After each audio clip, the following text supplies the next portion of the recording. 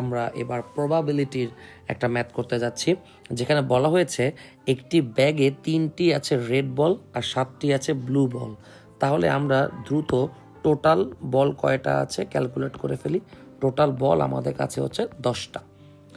এরপরে বলা হয়েছে যদি 2টা বল আর ড্রন মানে উঠানো হয় ওয়ান আফটার অ্যানাদার, একটার পর আরেকটা, উইদাউট রিপ্লেসমেন্ট। এবার উইদাউট রিপ্লেসমেন্ট মানে কি?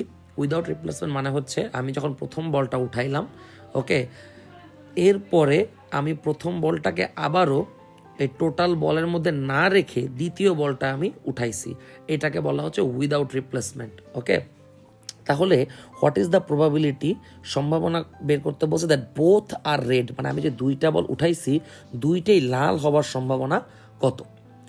তো আমরা একটু একটু করে চিন্তা করি যে আমাদের কাছে মোট বল আছে হচ্ছে 10টি, যার মধ্যে থেকে আমরা প্রথমে একটি বল উঠিয়েছি।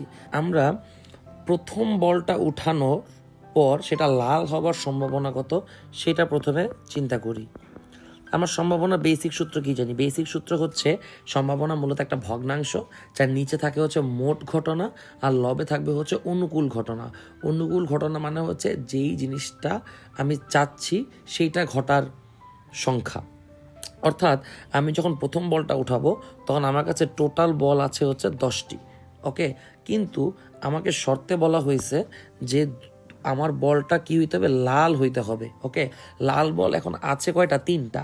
তাহলে 10টার মধ্যে লাল বল আছে 3টা, তাহলে প্রথম বলটা লাল হওয়ার সম্ভাবনা হবে 3/10। এইবার আমি যখন সেকেন্ড বলটা উঠাইতে যাব তখন আমার মোট বল কয়টা আছে? এখন কিন্তু আমার মোট বল 9টা আছে, কারণ প্রথম বলটা যখন আমি উঠাইছি এটাকে কিন্তু আমি আবার টোটালের মধ্যে রেখে দেইনি। এইটাই বলা হয়েছে এই লাইনটাতে যে উইদাউট রিপ্লেসমেন্ট। ওকে, কোনো রিপ্লেসমেন্ট করিনি, আমি প্রথম বলটাকে উঠায় অন্য জায়গায় রেখে দিছি, টোটালের সাথে আর মিলাই নেই। তো সেই জন্য এখন আমার কাছে টোটাল বল আছে 9টা, কিন্তু প্রথম বলটা তো লাল আমরা ধরে নিয়েছি, কনসিডার করে নিয়েছি। তাহলে এখন লাল বল তো 3টা নেই, লাল বল এখন কয়টা আছে? লাল বল এখন আছে হচ্ছে 2টা। এই 3টা থেকে এখন লাল বল কয়টা আছে? 2টা। তাহলে লাল হওয়ার সম্ভাবনা হয়ে যাবে 2/9। আচ্ছা, তাহলে আমরা প্রথম বল রেড হওয়ার সম্ভাবনা পাইলাম 3/10 আর সেকেন্ডটা পাইলাম হচ্ছে 2/9। এখন আমাদের টোটাল প্রবাবিলিটি কত বা অ্যাকচুয়াল প্রবাবিলিটি কত হবে? তো এখানে রুলটা হচ্ছে যদি এই ঘটনাটা কোন ধরনের সেটা আমাকে বুঝতে হবে। এটা কি একটা স্বাধীন ঘটনা নাকি অধীন ঘটনা, অর্থাৎ ডিপেন্ডেন্ট নাকি ইন্ডিপেন্ডেন্ট? ডেফিনেটলি এটা একটা ডিপেন্ডেন্ট ঘটনা, কারণ হচ্ছে সেকেন্ড বলটা অবশ্যই ফার্স্ট বলের উপর কি নির্ভরশীল। যদি এমন হইতো যে এখানে আমি প্রথম বলটা উঠার পর এটাকে আমি আবার মোট বলের মধ্যে রেখে দিছি, সেই ক্ষেত্রে এইটা একটা স্বাধীন ঘটনা হইতো, যে স্বাধীনভাবে আমি 2টা বল উঠাচ্ছি। কিন্তু প্রথম বল তোলার পর আমার কিন্তু সেকেন্ড বলটা যখন তুলবো তখন কিন্তু মোট ঘটনা কিন্তু 10টা না 9টা হয়ে গেছে। রেড কিন্তু 3টা নাই 2টা আছে, তার মানে সেকেন্ড ঘটনাটা ফার্স্ট ঘটনার উপর কি পুরোপুরি নির্ভরশীল, মানে হচ্ছে ডিপেন্ডেন্ট। তো সেই ক্ষেত্রে প্রবাবিলিটি যদি আমরা বের করতে চাই তাহলে খুবই সিম্পল, সেটা হচ্ছে জাস্ট আমরা 2টা প্রবাবিলিটিকে গুণ করে দিব।